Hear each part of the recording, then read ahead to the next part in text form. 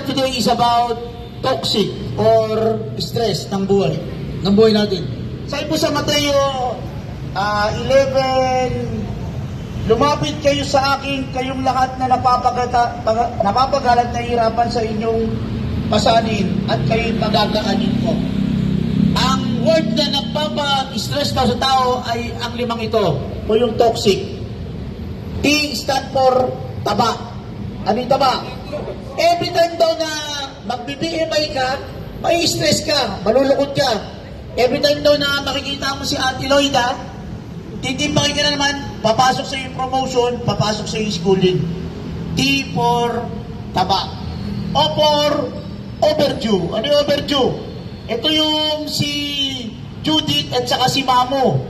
Judith ng kuryente, Judith ng tubig, tapos katabi niya si Mamo. Sino si Mamo?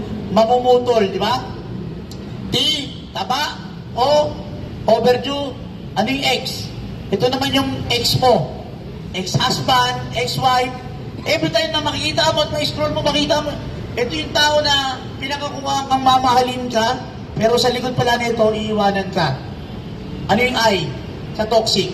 I for income. Bakit? Every time na tinitignan mo yung payslip mo, imbis na ma-bless ka, makita mo yung mga loan mo. Ang laki pa pala, ang tagal pa pala. Makita mo si Peses Line, makita mo si Hubs Line, sisimakot ka na naman. Ano yung letter C sa toxic? Ito yung isa sa pinakamalaking nagpapagulo ng isip ng pulis, is the compliance. Mamaya, pagka mo dito, pupunta ka na naman sa computer mo. May daily compliance, may weekly compliance, at may monthly compliance. Lahat ng ito yung realidad na nangyayari sa kapulisan. At ito mga bagay na ito, imbis na maging pagpapala, nagiging stress, nagiging isipin natin. Kaya ang hamon sa atin, ang sabi ng Panginoon, halika kayo na nabibigatan sa inyong mga pasanin at pagagaanin ko ito.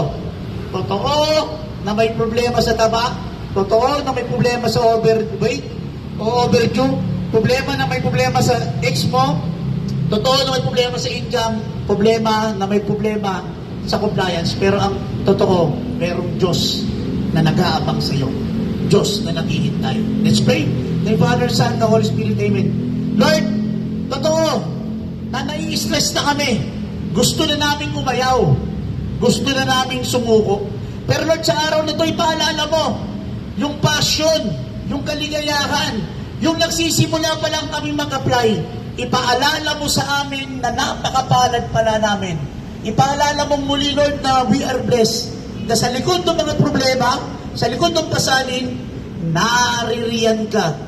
Lapitan ka lang namin at pagagaanin mo itong daladala namin. Lord, sinusuko na po namin ang lahat ng ito. Ang aming mga problema sa pamilya, hanap buhay, kalusugan. At alam namin, Lord, you are in control. And we ask this in the mighty name of Jesus, who lives and reigns forever.